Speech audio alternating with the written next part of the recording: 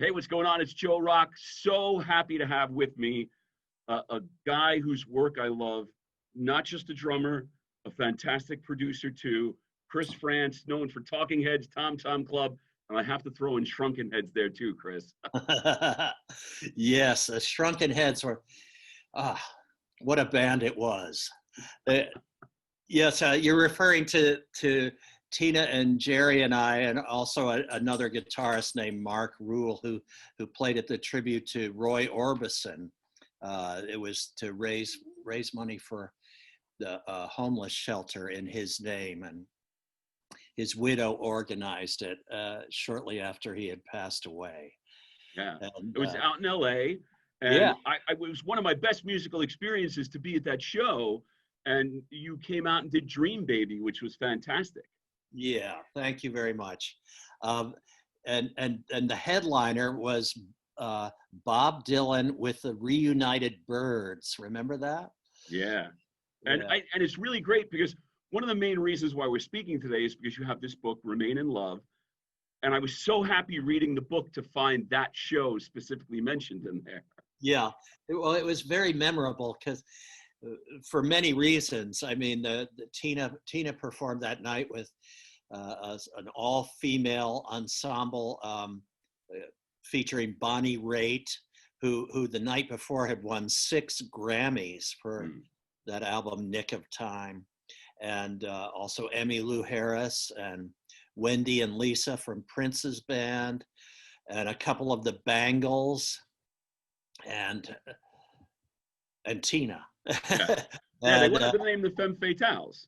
yeah, they called them the Femme Fatales, and they played Pretty Woman, and that that to me was probably the highlight of the night. Although there were many highlights. I mean, Iggy Pop was there. Remember Hmm. that? Yeah. And and Bob Dylan, was playing with the Birds, and before he came off, we were all watching. Emmylou Harris, Bonnie Raitt, everybody's Wendy and Lisa were all watching the monitor in the green room because they wouldn't allow anybody to watch from the side of the stage, and so we're watching the TV monitor in the green room, and all of a sudden Bob's security men come in and say, "I'm sorry, you all are going to have to clear out. Bob's coming in. He doesn't want to see anybody." And we're like, "Oh," and so everybody left except for me. For some reason, I decided I'm not leaving. And I want to say hi to Bob. And so, so I was worried. After we came off stage, I put on a blue blazer, and I think because I was wearing a blue blazer, they thought I worked there. So, so I was allowed to stay, and Bob came walking in, and he said to me, "Hey, man, where'd everybody go?" And I said, "Oh, well, your security people just came in here and kicked everybody out." And he said, "They kicked out Emmylou?" And I said, "I'm afraid so." He said, "Shit." you know, so that's how Bob Dylan rolls. It was a great night, though. Really great night. I thought it was great. It showed up in the book. And, it's a fantastic read. I really enjoyed reading it. Thank you. It's my first book, so I'm, you know, it was a challenge for me to get it all down, but I'm so glad I did it because there's some things that need to be said, and nobody was saying them. So I thought, well, I better say them, and and that's why this book came about. Something I'm very impressed about with the book is the reality of it. And when I say that, so often when I read stories from rock stars, there'll be a lot of seems embellishment and there's so much stuff. And you just put it through very matter of fact, and this was life. And it feels that way. It feels true to life as you read it. Like I don't doubt anything for a second. It seems like, wow, he's Uh, really invited us in. well, before I read this book, I rather wrote this book. I had my beagle is begging for a piece of this apple. Poppy. maybe that'll keep her quiet for a minute. I had dinner with a guy who lives not too far from me. I'm sorry, not dinner, lunch with a guy who lives not far from me, Ian Hunter from Mott the Hoople. And he wrote a autobiography that I really enjoyed called Diary of a Rock and Roll Star. And it's really good. I think he recently added a new epilogue or something. But anyway, Ian and I were having lunch, and I said, Ian, I'm going to write this memoir, and I wonder, do you have any tips, any advice for me? And he said, well, Chris, well, mate, the only thing I can suggest is that you write in your own voice. And so I wrote in my own voice, which is, well, you can hear me right now. It's like this. Yeah. The level of detail in the book is amazing. And one of the things I'm most impressed about, because as a lot of people know, and for those who don't, your wife is Tina, bass player from Talking Heads and Tom Tom Club. And like I say, the detail, when you speak about the very first time you saw her, you describe the outfit that she was wearing. Yes, it's an unforgettable moment in my life. Tina came. It was this time of year. It was like the first day of school at the Rhode Island School of Design, and I was sitting in this little park they call the RISD Beach. Students would congregate there and just hang out and get high in between classes and stuff like that. And I was sitting there with a friend, and all of a sudden, this girl that I'd never seen before. This was my second year of school. There you go, Poppy, my dog. This girl I'd never seen before came whizzing by on a old yellow, we used to call them English bikes, a 3-speed bicycle. And she was wearing cutoff jeans, had fabulous legs, and a blue and white striped sailor shirt, and blonde hair in a shag haircut flowing in the breeze, and she didn't see me because she was keeping her eye on the traffic, but I saw her. And I said to myself, I've got to meet this person. So have you ever experienced love at first sight? It happened to me. And fortunately for me, the next day, I was in a painting class figure painting class with the great painter Richard Merkin teaching. Richard Merkin is known for paintings of gangsters and their malls and dandies and people that people of notoriety, let's say. And he did many covers for the New Yorker, and he's also featured. He was a dandy himself, and he is featured on the cover of Sgt. Pepper's Lonely Hearts Club Band. There's the Beatles, and then there's Cassius Clay and Sonny Liston. There's all the W.C. Fields and Mae West and all these other characters behind the Beatles, sort of looking over them. And one of those characters was Richard Merkin. So it was a cool class to be in. And I'm setting up my easel and my, canvas and my paint box. And I look across the room, and there's Tina. And I thought, oh man. So I never really considered myself to be smooth with the ladies or anything like that. So I said, oh man, how am I going to introduce myself to her? I got to meet her somehow. And at the end of the class, a friend of mine walked over to her. He was very, shall we say, effete. And he said to her, kind of snobby, and he said to her, obviously you have no idea what you're doing. And I thought, oh my God, I could see Tina looking a little crestfallen and like confused by why would anybody come up to her and say that? And so I said to myself, this is my opportunity. And I jumped in, I walked across the room, I gently pushed my friend aside, and I said, I'm sorry, but obviously my friend has no idea what he's doing. And I said, my name is Chris, what's yours? And she said, my name is Tina.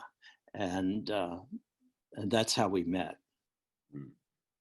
I think it's funny that one of the things that struck me about the book was that you didn't romanticize a lot of things, despite what you just say for Tina. And when I say that, I mean from the fact that Talking Heads, a part of the scene around CBGBs, and you describe living in a loft, and you never romanticize freezing in a loft for your art. You don't really romanticize everything that happened around CBGBs. You give it to us real, and the real feeling of what it was like to tour Europe in '77 with the Ramones, which so many people look back on all those things and would probably be like, wow. And you could point out all the spots about it that, yeah, freezing in a loft, not fun. Yeah. And in the summer, it was hot as fire in there. So we were on the top floor, the 9th floor. And believe it or not, underneath us was a blacksmith. So the floor would be, it was kind of nice in the winter. The floor would get warm from the blacksmith's furnace. Mm-hmm. But in the summer, it was like hell in there. One time I walked outside of our building during a heat wave. And, in New York, the kids would open the fire hydrants and jump around in the water that sprays out. And I walked out of my building and there was water gushing down the street from the open fire hydrants. And there was a garbage strike going on then too. So there were piles of garbage floating down the street and somebody had set them on fire. So not only were there piles of garbage floating down the street, there were flaming piles of garbage floating down the street. And I thought, what have I done? How, am I dreaming? Is this and I almost lost my mind that day. I remember it very well. But there was this new thing in New York called health clubs. And a friend of ours had a membership at a health club, which was air conditioned and had a swimming pool. And we went, saved my life that day. I feel that your title for your book, Remain in Love, kind of hits 3 different ways of why you chose it, and you'll confirm for me whether or not I'm correct here. One, Remain in Love, obviously, a large part of the story is your love affair with Tina. Another part of it, because it's there on the cover of the book, is your love for the bands. And when I say bands, I mean, of course, not just Talking Heads, but Tom Tom Club. And of course, the playoff Remain in Light. And then the final thing I feel that plays in perfectly to the name is it's the opposite of moving on. Yeah. Yeah, it's the opposite of moving on. Some people say, well, it's time to move on. And I understand why they feel that way, but I'm a guy who values, now I'm not talking like Donald Trump values loyalty. I'm talking about like a friend values loyalty and a family member values loyalty to the family. And so I'm a guy who values friendship and values looking out for my friends as I would hope they would look out for me. And that's what it's about. I'm not a guy who moves on. Just because I'm making more money than you doesn't mean I'm better than you.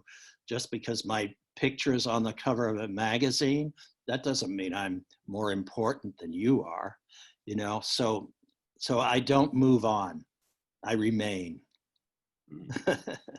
Well, I certainly enjoyed the book. And one of the things as a musician myself that I really enjoyed about it is you take us through how Talking Heads came upon their sound. You had a love of 60s soul from the beginning. Uh, the way you would jam together with Tina in the loft, come up with some of the rhythms, and the fact that the music of Talking Heads is band music.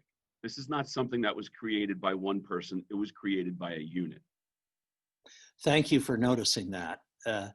It's so important to recognize that Talking Heads had a very unique and also successful chemistry. We really, everybody in that band was, yes, we wanted to make some money and not worry about the rent, and yes, it would be nice to be famous, like Andy Warhol, but more importantly to us, it was important to make the kind of music that will be remembered for years to come, and in fact go down in musical history. And we wanted to be remembered for the music we made, and thank God we succeeded at that, and and uh, when a person like David Byrne takes credit for everything that it had to do with Talking Heads, or doesn't mention Jerry Harrison or Tina Weymouth or Chris Frantz, does that mean that he thinks he's more important than we are, or what? So in my book, I just wanted people to know that it was really a team, and not even just the band, a team of people behind the band, helping to promote the band and book the gigs and balance the books and make sure the taxes got paid so we didn't go to jail and things like that. and I that I'm very grateful to all those people that supported our band and were part of our team, because when you get inducted into the Rock and Roll Hall of Fame, say what you will about the Rock and Roll Hall of Fame, that it's out of date or no longer hip or whatever, say what you will.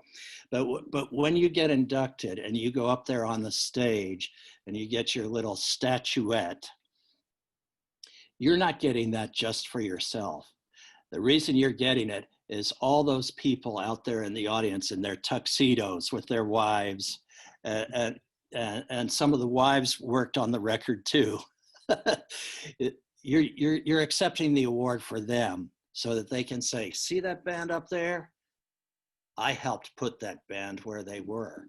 And that's the honest truth about the Rock and Roll Hall of Fame. That's what it's all about, is that,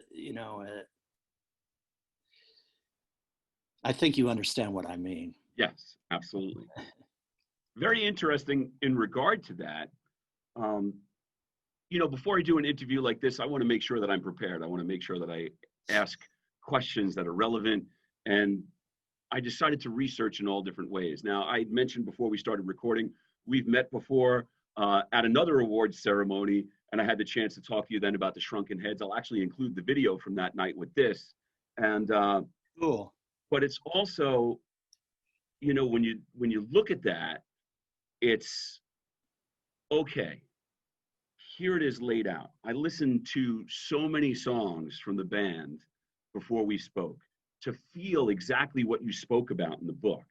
And, like you said, you wanted to be able to be remembered for your music. And as I'm listening to the songs, I recall personally, just about 3 years ago, in a short span of time, my, at the time, girlfriend who I'd been living with for probably a decade and I decided to get married. We bought a new home and I bought a new car. And all I could think of afterwards, right as all those things happened in a succession, was once in a lifetime. Yeah. Here's my beautiful house, my beautiful car, my beautiful wife. And then, you just look at all those things and you've certainly accomplished that. So we've kind of mentioned a little bit about some of the things you address. I want people to read the book, so I don't want to go into too deep of detail. but definitely part of the book is your relationship with David Byrne. And to put it mildly, I would say challenging. So Yeah. going forward from here, he definitely has expressed that he's not interested in a reunion. Yeah. If there were come a time that his mind would change, is that something that you would still consider doing, being that you to this day are able to look at the positive sides of Talking Heads? I would definitely consider doing that. Sure. I mean, why wouldn't I? I I wouldn't want to be the guy who prevented a Talking Heads reunion, would you? uh, you know, I've been for a long time. I was waiting for that phone call. I've since kind of I'm at peace with it. You know, it's like, okay, it's probably not going to happen, but if it did happen, I'd be right there, man. I got my drums. Nice. Well, Tina's got her bass guitars. We're ready to go, baby. well, I have to tell you something, and this is going to be funny because I don't know how much of this you would have seen or heard, but probably about 4 years ago, I had read an article in a magazine that said Talking Heads are getting back together. They're already in the studio. So for a radio station, I did a post on Facebook with a picture of the band, said, rumors say Talking Heads are reuniting. For the next few years, every time I Googled Talking Heads reunion, all these articles that came up referenced my post. So I apologize to you for any part I played and people hounding you guys. No, it's fine, man. That's kind of hilarious. But you know, I get calls all the time. Do you think Talking Heads would consider a reunion if we gave you, you know, X amount of money? And it's like just nuts. Only a crazy person would deny these offers, and that's just for the concerts. That's not for the DVD and the live album and the you know, that's just like the tip of the iceberg. So in terms of from a business point of view, it would make perfect sense to do a Talking Heads reunion. From a personal point of view, it still makes sense to me, but not to everybody, evidently. Well, you know, something I want to ask about as we're going to start to wrap up here. Obviously, drummer for the band, you learned from 60s Soul. You had a lot of different influences. You're talking about your drum kit being right behind you. You have an experience that you even mentioned in the book where you run into Joe Strummer, and at the time it must have been the Mescaleros he was playing with. Yes. And Joe is famous for saying the drummer's the most important guy in the band and how much he messed up the Clash when they fired Topper. And he calls his drummer over and says, you know how I always tell you to play more like Chris Frantz?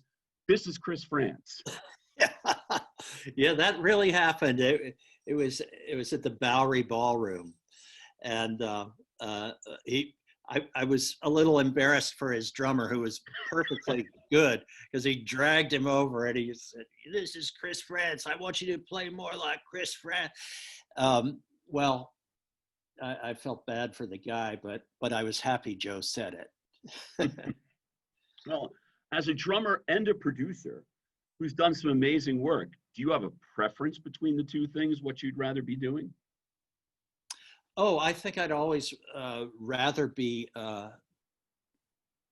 playing my instrument. You know, the role of the producer, the main, I mean, ostensibly the role of the producer is to get the best things on tape, get them recorded so that the record company can exploit them and the artist can have a hit. That's ostensibly but the real thing that producers do all day long is solve problems. And sometimes sometimes it's not musical problems. Sometimes it's drug problems or some other kind of, somebody gets arrested or you know, a guy, the lead singer breaks up with his girlfriend and the girlfriend won't stop calling. It's, you know, so at a certain point, Tina and I said to each other, because we would work together, said to each other, you know what? We've got our own problems to deal with. Let's deal with those instead of this band. And but having said that, I also had some wonderful experiences working with various artists. I mean, we loved working with Ziggy Marley Mm. and his brothers and sisters, and we loved. Well, one band I wrote about we particularly loved was a band from Argentina called Los Fabulosos Cadillacs, and that they wanted to make. You know, Tom Tom Club had a #1 hit with Wordy Rapping Hood in Buenos Aires for weeks and weeks when those guys were young. And so it was their dream to work with Chris and Tina and also to work at Compass Point Studios in the Bahamas, where we had recorded Tom Tom Club and Remain in Light and more songs about buildings and food and so on. So they came to Nassau, they came to Compass Point, and they were so ready, so well rehearsed. I mean, they really didn't even need a producer. It was just their dream to have us sitting there in the control room. Mm-hmm. So all Tina and I had to say pretty much was, yeah, man, that sounds great. You want to try one more, or are you happy with that? You know, so it was a wonderful experience. Even though I don't speak Spanish, and neither does Tina, we had a great time. Well, Chris, I have just 2 more questions for you, and then I'll let you go. One thing, you put just 1 sentence in the book, very subtle, but I caught it, and it makes me want to ask. At the same time you were working on your book, you mentioned that you were in the same room with Tina working on her book. Yeah. Yeah. What's the status of Tina's book? Well, I'll give you an update. She's still got a long way to go. To put it in her own words, she's working on it, but she's also doing a lot of other things. So you know, you know, day-to-day things that take up a lot of time, and it will happen, but please be patient. Absolutely. Well, we have Remain in Love to enjoy in the meantime. And yeah. My final question to you is, we spent a lot of time talking about Talking Heads. My final question is, Tom Tom Club you have and the Shrunken Heads, do we see any music coming from either one of those groups in the future?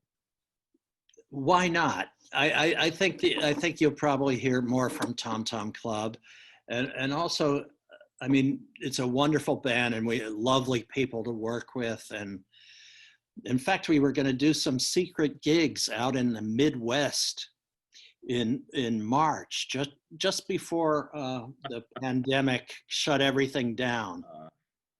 So those didn't happen, but we were going to kind of test the water to see, you know, see if it was worthwhile to do a tour. We hadn't done a tour for like 6 years or something. So there was that, but Tina and I also have for a long time thought we should do an electronic album, like an electronic duo, very, you know, drum machine, synthesizer, vocals, 2 people, and 2 airplane tickets and 1 hotel room.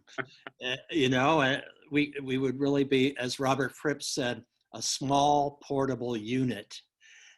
So we've been thinking about that because we love Kraftwerk and we love other electronic artists, you know, newer ones too. And we thought that would be different, like something we've never done before.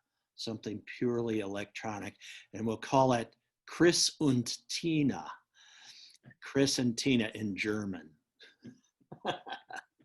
Yeah. Oh, that's perfect. Well, Chris, I have to say thank you very much for giving me your time. I really appreciate it. The book is Remain in Love. Buy it, read it. You will be happy that you did. Thank you so much, Mr. Rock.